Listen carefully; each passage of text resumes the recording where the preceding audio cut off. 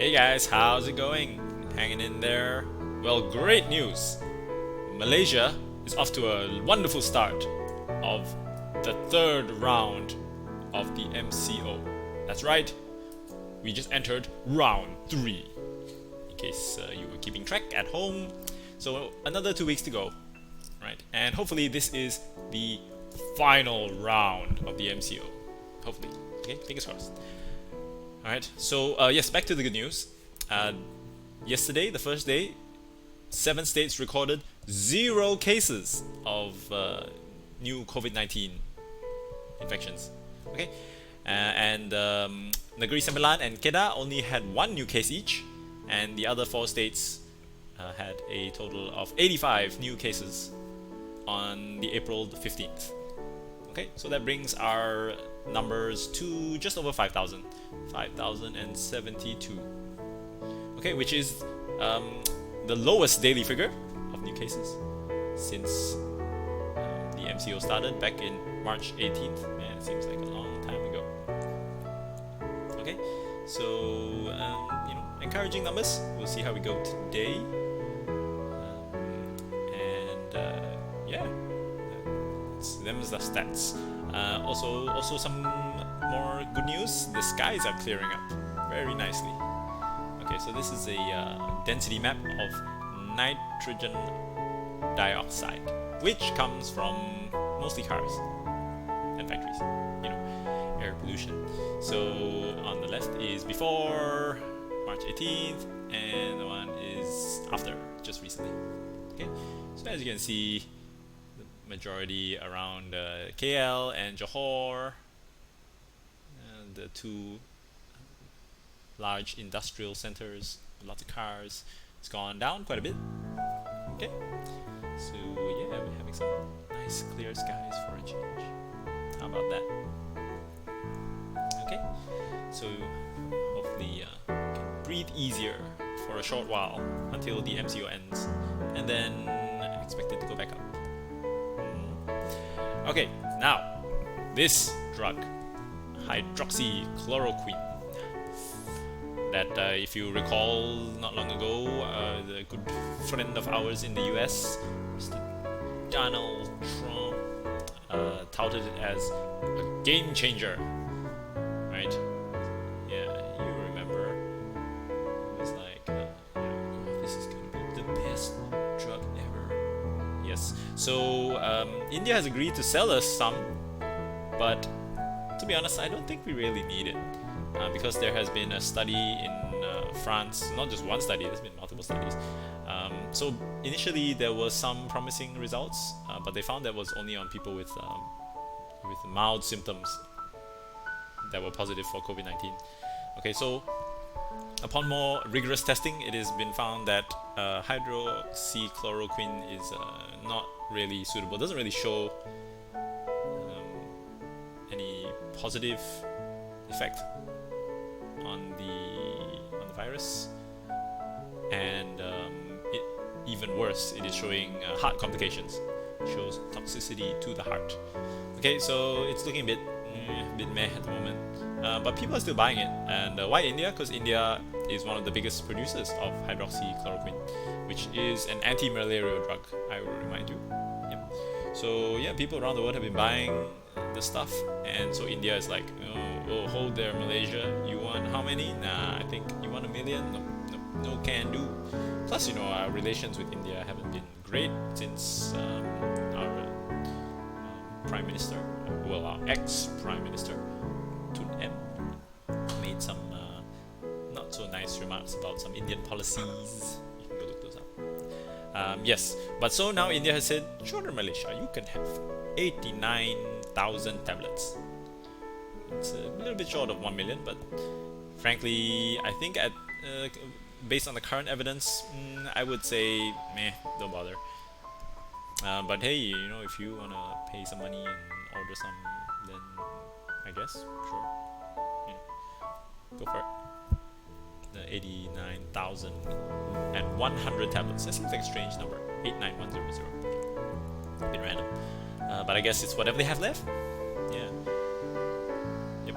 So yeah, you know, it's not just a French study, even in America. So Dr. Paul Offit, who is an infectious disease specialist at the Children's Hospital of Philadelphia, you know, he said that no, it's not suitable.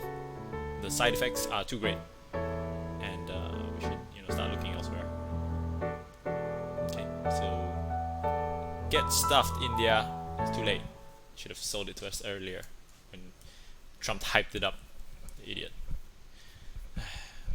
You guys realize now you're gonna do the opposite of what the president, the POTUS, says. That's the president of the United States, at least the current one. He's a bit of a joke.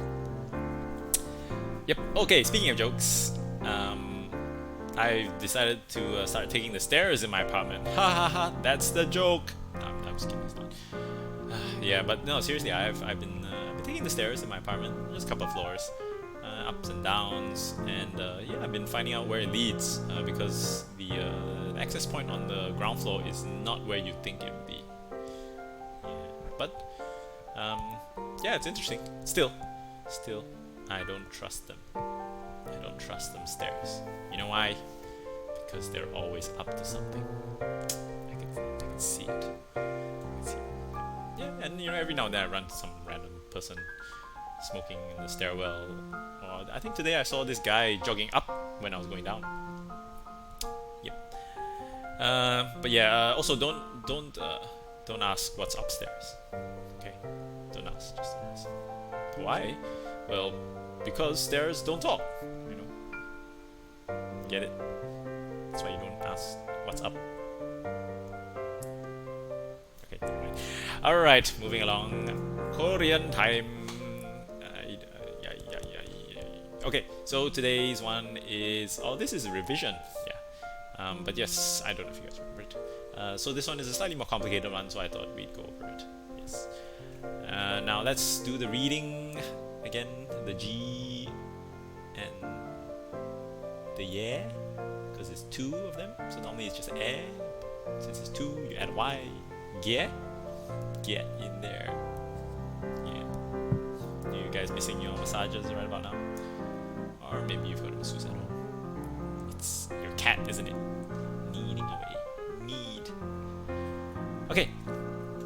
And then there is this, the S, the A, and the N. What's that? Sun. Okay, sun. Kie-san. Then there is the guy with the hat, and what is this one?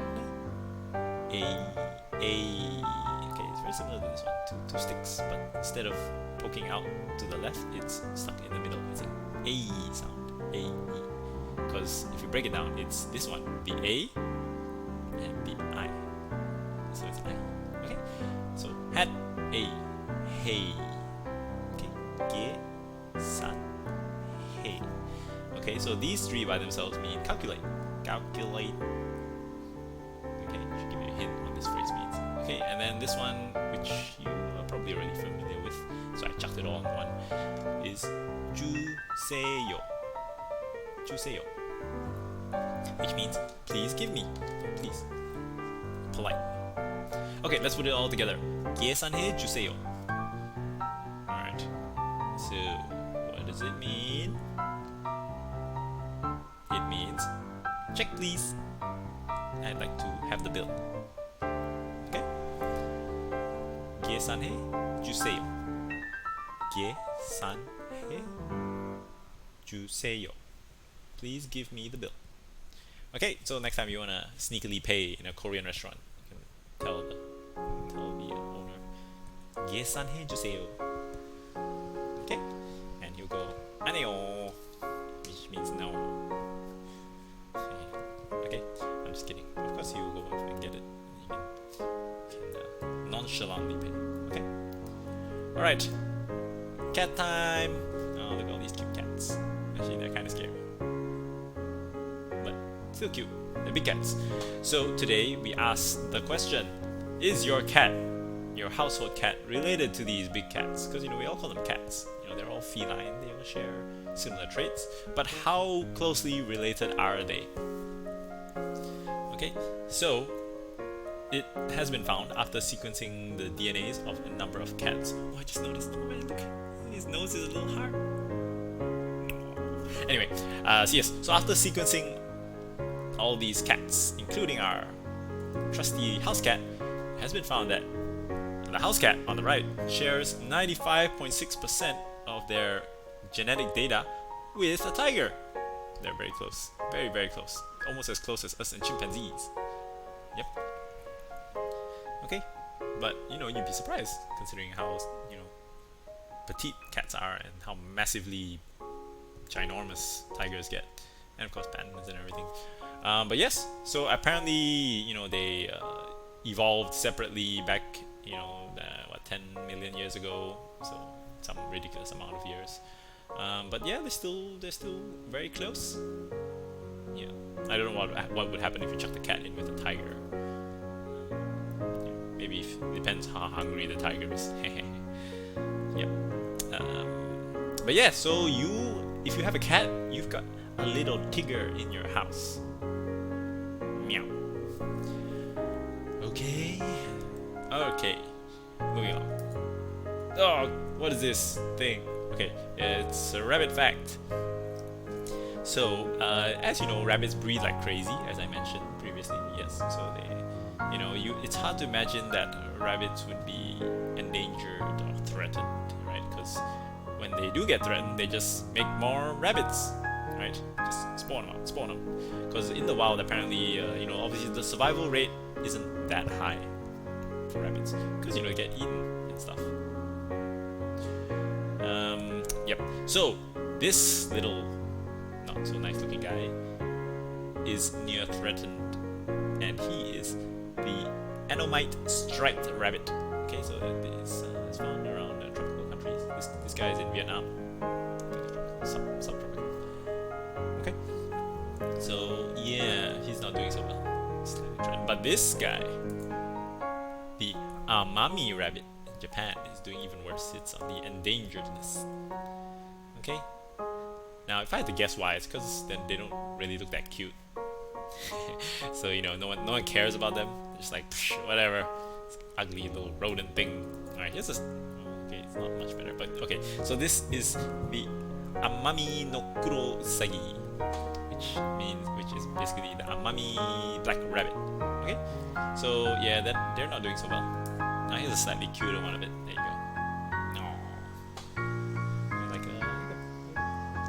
Possum. Okay, so these guys need a bit of help. Alright, so here, I'll show you. Here, there's a video of them. Maybe, yeah, there you go.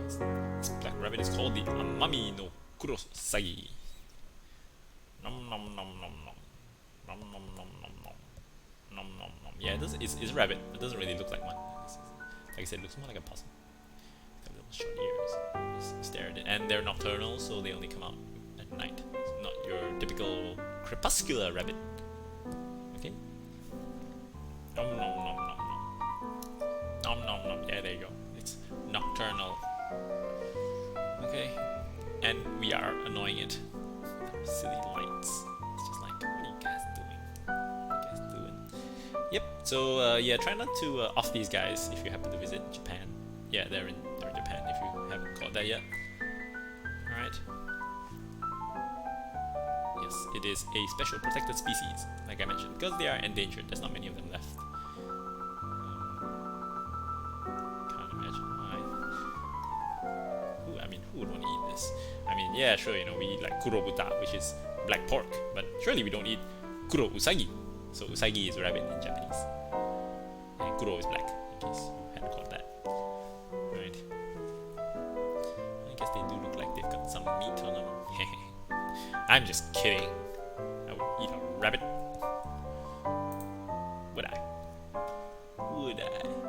Okay, so on to our bit of history lesson. So I know you guys must be thinking right now, oh my god, 2020 is like the worst year ever. Well, not by a long shot. Not really. If you think back to 100 years ago, when the Spanish flu was hitting, like millions and millions of people were dying, and a lot of them were not even just elderly. A lot of the young people were getting offed by that Spanish flu. So that was quite bad. I think it was about over 100 million. Bad, terrible. And then there's 1349 when the Black Death came up. Yeah, that was also not a particularly fun year. Yeah, 1349. When Black Death wiped out over half of Europe. But because we're in Malaysia, nobody cares. We were doing fine in Malaysia. What were we doing? Like, probably stabbing each other with curries. Okay. Yeah. Okay. So, most historians will agree that the worst year in Earth history, as far as we know, as far as we have recorded, is 536 AD. Okay. So ask your historian friends if they know about this year. 536. Okay, it's a very long time ago. Okay, so it was touted to be the worst, or at least the beginning of one of the worst periods to be alive. Right? So what happened? A mysterious fog plunged Europe, the Middle East, and parts of Asia into darkness. Pure darkness for 18 months. That's 1.5 years. For the sun gave forth its light without brightness, like the moon, during the whole year, wrote Byzantine historian Procopius. I think so I say his name. Okay, so during this year and a half, temperatures in the summer fell to 1.5 to 2.5 degrees Celsius. That's like freezing, right? It's the coldest decade. Okay, so basically it was a mini ice age. That's what happened. Snow fell that summer in China. Crops died. People starved. The Irish recorded a failure of bread for the years 536 to 539. They couldn't make bread because they had no crops. They had no wheat. Okay, and then in 541 the bubonic plague struck the Roman port of Pelusium in Egypt. Okay, so basically it was a sucky time. Started with 536. So what happened is a volcano erupted. Okay, and not just once. Apparently, it was there were 2 eruptions. Okay, it was this was literally the Dark Ages. Okay, so they historians didn't really know what caused these clouds. Neither did the people at the time. But yeah, they've now since found out that it was a cataclysmic volcanic eruption in Iceland. It spewed ash across the skies, almost like Krakatoa. So that was a bit later. But yes, so there were massive eruptions, 536, 540, 547 AD. Okay, so that probably contributed to a number of things, because it obviously blanketed the earth in ash, which blocked out a lot of sun, which caused a lot of crops to fail. And then also there was a fun little plague that came by. Yep. So yeah, it's not a nice time. Not a nice time. Okay. So yeah, thank goodness we have some tech to keep us alive. I mean, imagine if we were back in 536 AD. What would we have? We wouldn't have any gaming consoles. If we were stuck at home, we would be like, well, I don't know. I'm bored with our 1000th game of I Spy. What's next? Plus, at least we've got sun, weather, some still not much rain, but hopefully more. Please, come on, rain. Okay, now these guys, they didn't even have rain. They had like snow, which is kind of cool, but no sun is just like, ugh, depressing. Okay, and famine, you have no food to eat. We've got food now. Yeah, sure, we have to line up at the supermarkets, because now they only allow about like 15 people in the store at one point, so the line's not even moving. You have to wait for people to come out, then you can go in. Yeah, I know. Yeah, so please, not a good time to go and explore the supermarkets. Just go in and get what you want. Come on. Okay. Yeah, famine, plague. Well, okay, yeah, it's close enough. We got a virus going around. That's why we're all stuck at home. And the Ice Age, man. Ice Age. It's crazy around the world. Yep. Okay. So yeah, not much fun. 536. Yeah, check it out. Okay, so I think that's all from me. Yeah,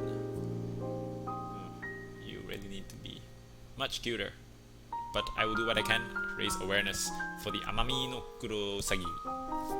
Okay, so have a great Thursday, and I'll see you tomorrow. Happy days. Friday, then it's the weekend. Okay, have a good one. Sam out.